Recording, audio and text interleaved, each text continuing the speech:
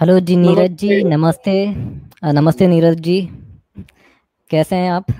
मैं ठीक हूँ जी। और आपको सुनकर, देखकर तो नहीं कहूँगा, सुनकर अच्छा लगा मुझे। जी शुक्रिया, धन्यवाद। जी, पिछले लगभग 2 हफ्ते से लोग आपकी चर्चा कर रहे थे कि अपोस्टेट इमाम से बात कीजिए।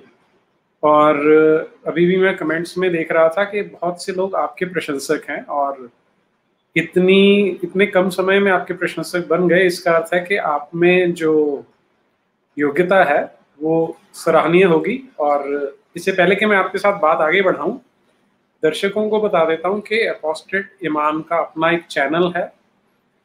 उसका लिंक मैंने डिस्क्रिप्शन बॉक्स में दिया है, उसे क्लिक करें और उसे भी सब्सक्राइब करें।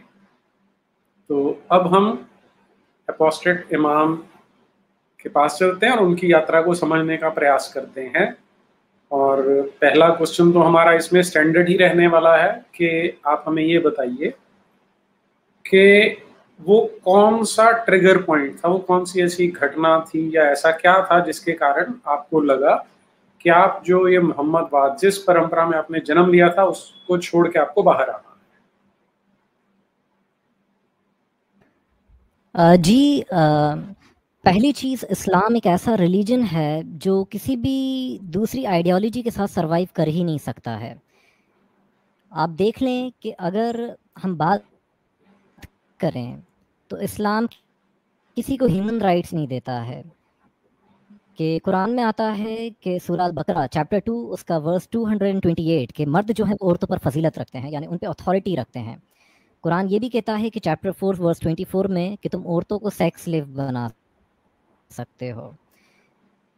जो यही कुरान का वर्स है कि सेक्स स्लेव बनाने का, ये इस तरह है कि सुनन नबी दाऊद में हदीस 2155 पर आता है कि हुनैन की जंग में जो प्रॉफिट मोहम्मद के कंपेनियंस हैं वो कहते हैं, उनके जो सहाबा हैं, कि हमें औरतें हाथ लगी जंग के बाद। हमने सोचा इनके साथ क्या करें, इनके साथ फिजिकल रिलेशनशिप तो रख नहीं सकते क्योंकि ये तो शादीशुदा औरतें हैं। तो कुरान में तब ये वर्स उतरा, सूरह निसा का चैप्टर 4 वर्स 24, कि शादीशुदा औरतें जो हैं तुम्हारे लिए हराम हैं सिवाय उनके जो तुम्हारी मिल्कियत में, तुम्हारी प्रॉपर्टी में आ जाएं, तुम्हारे हाथ में आ जाएं। तो इस किस्म की जो बारबैरिक चीज़ें हैं वो कुरान में उतरी। प्रॉफिट मोहम्मद की लैंग्वेज मुझे ऐसी नहीं लगती थी कि किसी ऐसे इंसान की हो सकती है कि जो औरतों को इज्जत देता हो। सही मुस्लिम में हदीस 3600 पर आता है कि प्रॉफिट मोहम्मद के पास एक औरत आई और कहने लगी कि ए अल्लाह के नबी, जब मैं मेरे घर में मैंने एक गुलाम पाला था जो, और वो एक बच्चा था। जब वो बच्चा था तो उसके सामने बेपर्दा आ जाया करती थी, मगर अब वो नौजवान होता जा रहा है, उसकी वो दाढ़ी मूछें भी आ रही हैं, अब मैं क्या करूं? क्या उसके सामने मैं अब भी बेपर्दा आ सकती हूँ? तो आपने कहा कि उसे अपना दूध पिला दो। उसने कहा अल्लाह के नबी, वो तो एक जवान मर्द है, उसे अपना दूध पिला दूँ? तो आप कहते हैं हाँ, उसे अपना दूध पिला दो, और आप ये कह के हंसते हैं। यानी एक अनजान औरत से आप इस तरह की लैंग्वेज यूज़ करो। इंडिया के कल्चर में बचपन से ये चीज़ देखी कि एक जो औरत ज़ात होती है उसको देवी का दर्जा दिया गया। बट इस्लाम एक अजीब ही चीज़ करता है कि उनको प्रॉपर्टी में आधा, सूरह निसा जो है चैप्टर 4 उसका वर्स 11, कि औरतों का जो है प्रॉपर्टी में, मिल्कियत में आधा हक है मर्दों के मुकाबले। फिर इसके साथ साथ प्रॉफिट मोहम्मद और वल्गर लैंग्वेज जो है वो यूज़ करते हैं औरतों के अगेंस्ट। बुखारी में हदीस 5825 पर आता है, और इसी हदीस से मुसलमानों में हलाले का कॉन्सेप्ट निकला, जो हलाला है। कि वैसे तो ये हदीस जो है सूरा जो सूरा अल बकरा जो है चैप्टर 2 उसका वर्स 230 230 उसकी कमेंट्री में ये जो है हदीस आई है कि रिफ़ा नाम के एक सहाबी होते हैं, एक कंपेनियन होते हैं प्रॉफिट मोहम्मद के, और उनकी बीवी जो है वो उनसे तलाक ले लेती हैं, और अब्दुर्रहमान बिन ज़ुबैर नाम के एक शख्स से वो शादी कर लेती हैं। और जब वो उनसे शादी करती हैं तो ये उन्हें इतना मारता है कि उनके जिस्म पे हरे जो हैं नील वो आ जाते हैं। वो हज़रत आयशा के पास जाती हैं, जो प्रॉफिट मोहम्मद की सबसे कम उम्र बीवी होती हैं, उनके पास जाती हैं और उनको अपने जिस्म दिखाती हैं कि देखें, मेरा जो कपड़े हैं उनसे भी ज़्यादा हरा रंग जो है मेरी बॉडी पे जो स्पॉट्स हैं उनका है, जो निशान है। हज़रत आयशा प्रॉफिट मोहम्मद को कहती हैं कि देखिए, मैंने कभी किसी औरत का इतना बुरा हाल नहीं देखा। उनका हस्बैंड भी आता है अब्दुर्रहमान बिन ज़ुबैर के मेरी वाइफ जो है प्रॉफिट मोहम्मद के पास मेरी कंप्लेंट लेकर गई है। और अब्दुर्रहमान बिन ज़ुबैर जो होते हैं उनके جو ان کی جو پہلی جو وائف ہوتی ہیں اس سے بھی انہیں 2 بچے ہوتے ہیں. وہ ان 2 بچوں کے ساتھ جاتے ہیں اور کہتے ہیں کہ اللہ کے نبی اپنے پرانے ہسبینڈ رفا کے پاس واپس جانا چاہتی ہیں, اور میرے 2 بچے ہیں میری پرانی وائف سے, اس لیے میرے پاس یہ نہیں رہنا چاہتی ہے. تو پروفٹ محمد جو ہیں ان سے یہ عورت کہتی ہے کہ اللہ کے نبی یہ جو ہیں ڈھیلے ہیں, یعنی امپورٹنٹ ہیں, نامرد ہیں, کچھ ہوتا نہیں, اس لیے میں پرانے ہسبینڈ کے پاس جانا چاہتی ہوں. وہ پروفٹ محمد کے سامنے اس طرح کی بات کرتی ہے. تو پروفٹ محمد کے سامنے وہ شخص عبد الرحمن بن زبیر کہتا ہے کہ اللہ کے نبی, اللہ کی قسم میں تو اسے ایسے رگڑ دیتا ہوں جیسے کوئی چمڑے کو رگڑتا ہے. مطلب دیکھیں کیا ولگر لینگویج ہے جو ایک صحابی جو ہے پروفٹ محمد کے سامنے یوز کر رہا ہے اپنی وائف کے لیے. پھر اس کے بعد پروفٹ محمد جو ہیں وہ کہتے ہیں کہ تم تب تک نہیں جا سکتی اپنے پرانے ہسبینڈ کے پاس جب تک یہ جو ہے تمہیں اچھے سے چکھ نہ لیں. تبھی حلالے کے کانسیپٹ میں آیا کہ جو ہے جو انٹر کورس جو ہے وہ چیز ضروری ہے, اور وہ بھی تب تک جب تک آدمی کا دل نہ بھر جائے. ایک پروفٹ اس طرح کی لینگویج جو ہے ایک عورت کے لیے یوز کر رہا ہے کہ جب تک کہ تمہیں اچھے سے چکھ نہ لیں. سورہ النساء جو ہے چیپٹر 4 اس کے ورس 34 میں آیا کہ تم اپنی بیویوں کو مارو اگر وہ سرکشی کریں. اور یہ ورس تب اترا تھا جب پروفٹ محمد کے تفسیر ابن کثیر جو کامنٹری ہے قرآن کی, ایک بہت فیمس کامنٹری ہے, کہ ایک صحابی نے اپنی وائف کو تھپڑ مار دیا تھا اور ایسے مارا تھا کہ انگلیاں چھپ گئی تھی گال پہ. تو وہ پروفٹ محمد کے پاس گئی کمپلینٹ لے کر. پروفٹ محمد نے کبھی بھی کسی آدمی کو سزا نہیں دی عورت کو مارنے پہ, یہ ان کی لائف کا ریکارڈ رہا ہے. کبھی بھی لائف میں کوئی ایسا ایونٹ نہیں ملے گا آپ کو. الٹا اس میں ایک وہ حدیث بھی تو ہے کہ کسی کو یہ نہیں پوچھا جائے گا کہ وہ اپنی پتنی کو کیوں پیٹتا تھا. جی میں اس پہ آتا ہوں, تو اسے کمپلیٹ کر لوں. تو اب یہ جو ہے پروفٹ محمد نے جب یہ سنا کہ اس عورت کو تھپڑ مارا ہے, تو اس کے بعد پروفٹ محمد نے اس آدمی کو بلایا کہ اسے سزا دیں. بٹ قرآن کی تبھی آیت اتر گئی کہ عورتوں کو مارا جا سکتا ہے, یعنی اوپر والے نے ایک سزا سے پروٹیکٹ کر لیا. ایون قرآن میں جو سورہ صاد ہے اس کے ورس 44 میں جو ایوب جو پروفٹ ہیں ان کے جسم پہ کیڑے پڑ گئے تھے, انہیں ایک بیماری ہو گئی تھی, اور جب وہ ٹھیک ہوئی انہوں نے قسم کھائی تھی کہ میں اپنی وائف کو ماروں گا. تو ہوا یہ کہ جب وہ ٹھیک ہوئے تو انہوں نے سوچا کہ چلو میں اپنی وائف کو نہیں مارتا ہوں. تب جو ہے اوپر والے نے ان سے کہا کہ ایوب تم اپنے ہاتھ میں سوکھی ہوئی جھاڑیاں لو اور اپنی بیوی کو مارو اور اپنی قسم نہ توڑو. مطلب یہ نہ کرو کہ تم اسے نہیں مارو گے. اور ایوب جو تھا وہ ہماری طرف رجوع کرنے والوں میں تھا, یہ اوپر والے نے کہا ہے, وہ ہمارا نیک بندہ تھا جب انہوں نے اپنی وائف کو مارا ہے. تو قرآن جو ہے مطلب اوپر والا جو ہے وہ فورس کر رہا ہے ایک پروفٹ کو کہ وہ اپنی وائف کو مارے. لڑکیوں کو ہمیشہ جو ویمن رائٹس پہ بات کری جائے کہ ترمذی میں حدیث ہے 1513 کہ عورتوں کہ جب عقیقہ کرو تو ایک لڑکی کے بدلے جو ہے ایک بھیڑ جو ہے ایک شیپ وہ ذبح کرو, اور ایک لڑکے کے بدلے 2. یعنی ایک طریقے سے ویمن رائٹس کو دبایا گیا. کئی عورتیں آتی ہیں اور پروفٹ محمد کے حوالے اپنے آپ کو سونپ دیتی. تو حضرت عائشہ اس سے ایک بار غصہ ہو گئی. صحیح مسلم میں حدیث 3631 انٹرنیشنل نمبرنگ کے حساب سے 1464. تو حضرت عائشہ غصہ ہو گئی کہ ایک شادی شدہ مرد کو عورتیں کیوں اپنے آپ کو سونپ دیتی ہیں. تو قرآن کی آیت اتر گئی کہ جو عورتیں نبی آپ اپنے آپ کو پیش کر دیں آپ کے لیے, آپ ان سے نکاح کر سکتے ہو, ٹھیک ہے, وہ آپ کے لیے جائز ہیں. اور ماریہ قبطیہ کا ایک کیس ملتا ہے کہ پروفٹ محمد نے اپنی ایک سیکس سلیو تھیں ان کے ساتھ وہ کرا. وہ ان کی ایک وائف تھیں حفشہ, ان کی ایک سلیو تھیں, ان کے ساتھ انہوں نے سیکس کرا. تو یہ جو چیزیں ہیں ایک طریقے سے ویمن رائٹس کو دبایا گیا. اسلام کسی دوسرے لاء کو مان ہی نہیں سکتا. پروفٹ محمد کہتے ہیں صحیح مسلم میں حدیث 395 میں کہ میری امت کا ایک گروہ, میری کمیونٹی کا ایک گروہ ہمیشہ حق پر رہے گا, وہ ہمیشہ قتال کرتا رہے گا, یعنی جان لیتا رہے گا, یہاں تک کہ اوپر والے کا حکم قیامت آ جائے گی. یعنی اس گروہ کو, اس گروپ کو صحیح کہا جو لوگوں کی جان لے رہا ہے, لوگوں کو مار رہا ہے, یعنی جس کے اندر ہیومینٹی نہیں ہے. آپ کو جانوروں سے بھی نفرت تھی. آپ نے ابن ماجہ میں آتا ہے کہ حدیث 3203 اور نسائی میں 4279 کہ آپ نے کہا سارے کتوں کو مار دو سوائے ان کے جو شکاری کتے ہیں. ایک طرف مسلم جھٹکے کا گوشت نہیں کھاتے ہیں, آپ یہ چیز دیکھیں, مگر دوسری طرف جو شکاری کتے ہوتے ہیں ان کا مارا ہوا گوشت حلال کرنے کی ضرورت نہیں ہے. نسائی میں جیسے حدیث آتی ہے کہ اگزامپل کے طور پہ کہ 4269 4272 بخاری 175 سنن ابی داؤد 2848 اور جامعہ ترمذی 1470 کہ ایک شخص پوچھتا ہے کہ اللہ کے نبی میں شکار کرنے کے لیے کتے پر بسم اللہ کہہ کے چھوڑتا ہوں اور میں دوسرے اور تبھی بیچ میں ایک دوسرا کتا آ جاتا ہے اور مجھے پتہ نہیں چلتا کہ کس نے جانور کو مارا ہے، تو کیا میں ایسے جانور کو کھا لوں؟ تو آپ نے کہا کہ جس پہ بسم اللہ پڑھ کے چھوڑی تھی اگر اس نے مارا ہے تو کھا لو، ورنہ ورنہ اگر دوسرے کتے نے مارا ہے تو اس کو تم نہ کھاؤ کیونکہ اس پہ تم نے بسم اللہ جو ہے وہ نہیں پڑھی ہے۔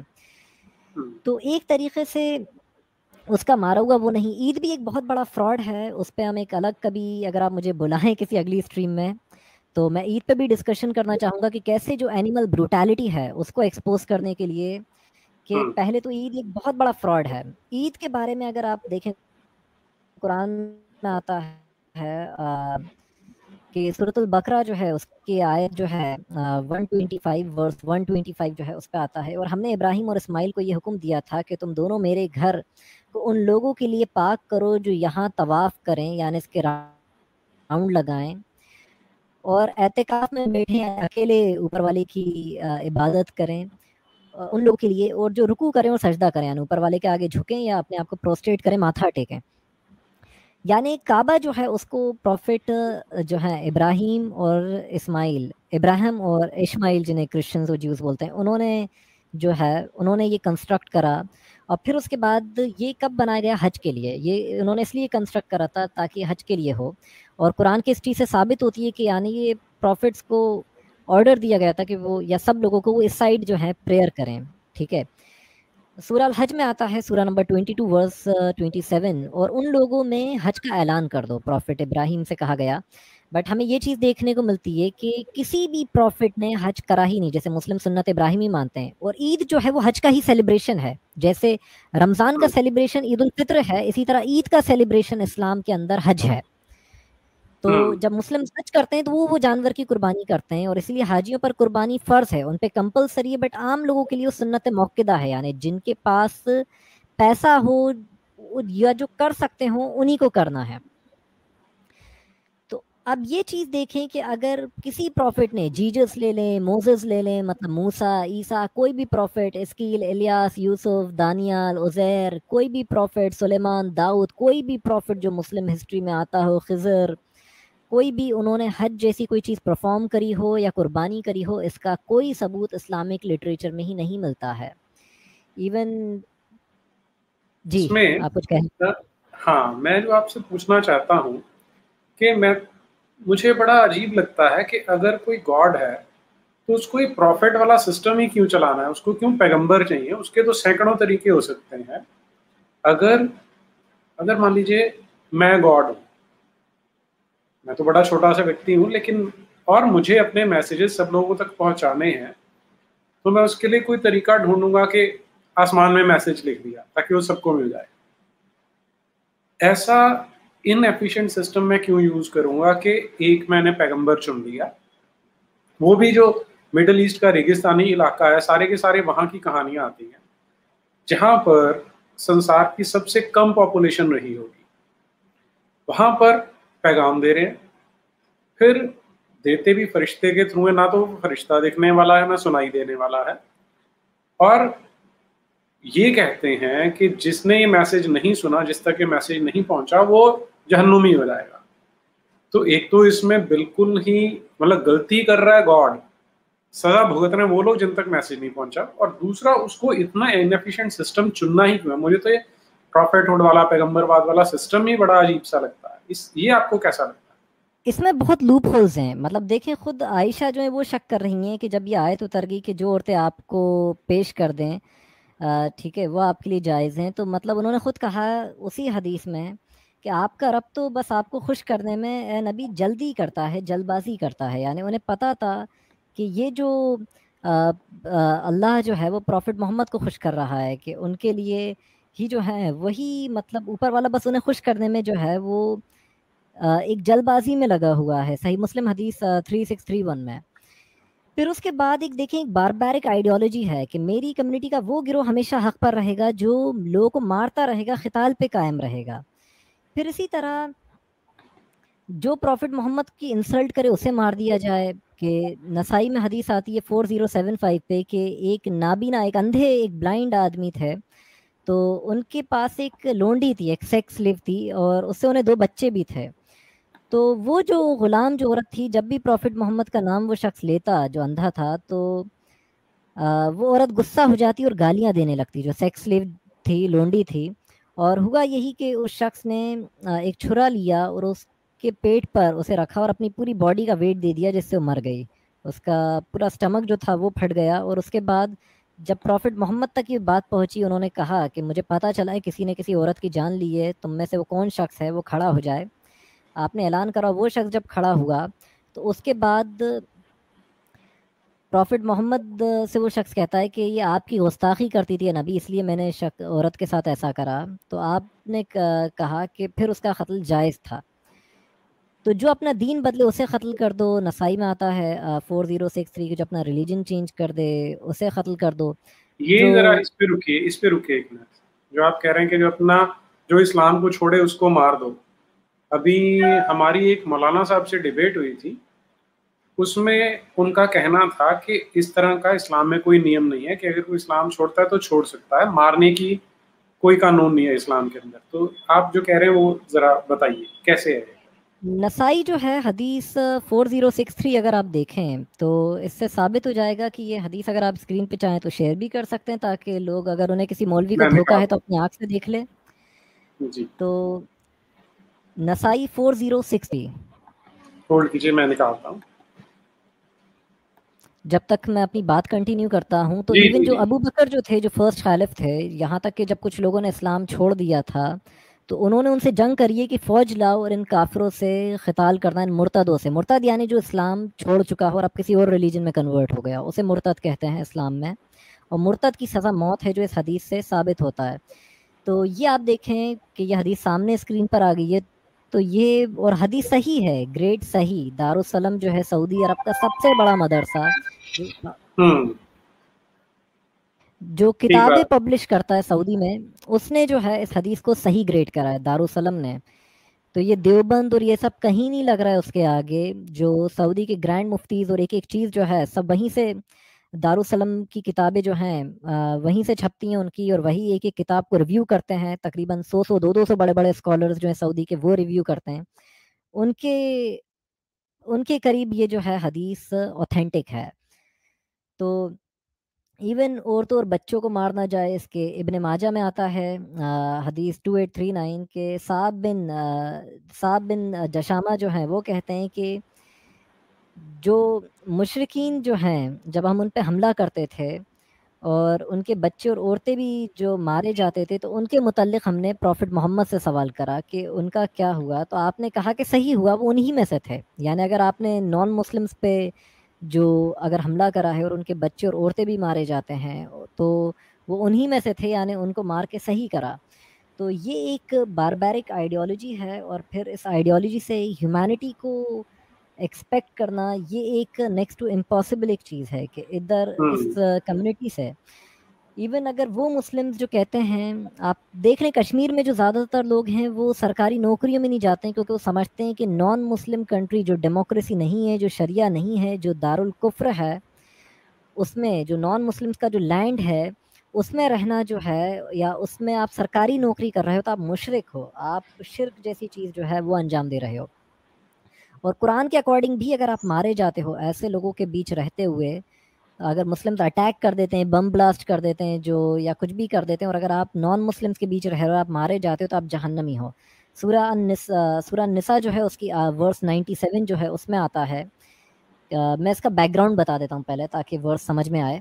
کہ بیک گراؤنڈ یہ تھا کہ پروفٹ محمد کے کمپینینز نے ایک جگہ پہ حملہ کرا، اور وہاں پہ یہ تھا کہ جس بستی پہ حملہ کرا وہاں پہ کچھ لوگ مسلم بھی کنورٹ ہو گئے تھے، بٹ وہ ڈرے چھپے مسلم سے، وہ اپنے آپ کو کھل کے مسلم بولتے نہیں تھے، چھپ کے اسلام فالو کرتے تھے. جب اٹیک کرا اس آرمی نے اور مسلمز کے تیر سے یہ لوگ بھی مر گئے، جو مسلمز کے تیروں سے یہ لوگ بھی مر گئے. اور جب پتہ چلا کہ بعد میں مسلمز تھے تو صحابہ آپس میں کہنے لگے کہ ہمارے ہاتھ سے تو ہماری مسلمان بھائیوں کا قتل ہو گیا.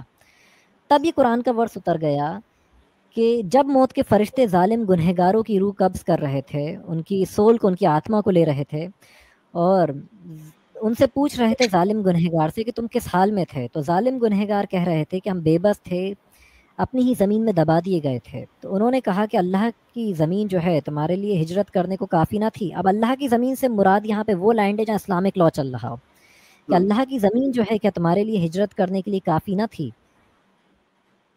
تو بس ایسے لوگوں کا ٹھکانہ جہنم ہے، اور وہی ان کا انجام ہے، اور وہ ایک برا ٹھکانہ ہے۔ تو مینس آپ اسلام کے اکارڈنگ ایک نان مسلم کے لینڈ میں بھی آپ نہیں رہ سکتے ہو، وہاں رہنا بھی جو ہے آپ کے لیے شرک ہے۔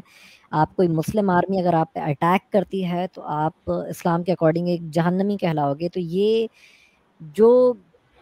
لوگ کبھی بھی انڈیا کے کانسٹیٹیوشن کو سپورٹ کر ہی نہیں سکتے ہیں۔ یہ لوگ ہمیشہ غزوہ ہند کا بھی ذکر ہے جس پہ ہم تھوڑا آگے چل کے ڈسکس کرتے ہیں۔ تو یہ لوگ کبھی بھی آپ دیکھ لیں ہمیشہ وارفیئر ہی ہے، مہدی آ کے لڑ رہا ہے، ایک لیڈر کی پروفیسی کری گئی ہے، جیزس کرائسٹ آسمان سے اتریں گے تو وہ بھی آسمان سے ٹپک کے لڑیں گے جو مسلمس کے لیے، کہ باقاعدہ جو غزوہ ہند کی حدیث ہے اس میں جیزس کرائسٹ کا بھی ذکر ہے کہ 2 آرمیز ایسی ہوں گی جنہیں جہنم کی آگ جو ہے وہ چھو بھی نہیں پائے گی، کہ ایک جو عیسیٰ کے ساتھ لڑے گی، ان کے ساتھ جہاد کرے گی، دوسری غزوہ ہند کرے گی۔ مطلب جیزس کرائسٹ جو ہے وہ بھی آسمان سے آ کے صرف لڑائی ہی کریں گے، اور جو مہدی کی آرمی ہے وہ بھی مطلب لڑائی ہی کرے گی۔ تو یہ اس طرح کی باتیں جو ہیں مطلب اسلام کے اندر بھری پڑی ہوئی ہیں، تو اس سے پتہ چلتا ہے کہ یہ جس کنٹری میں رہتی ہے اس کے لا کو کبھی اوبے نہیں کر سکتی ہے۔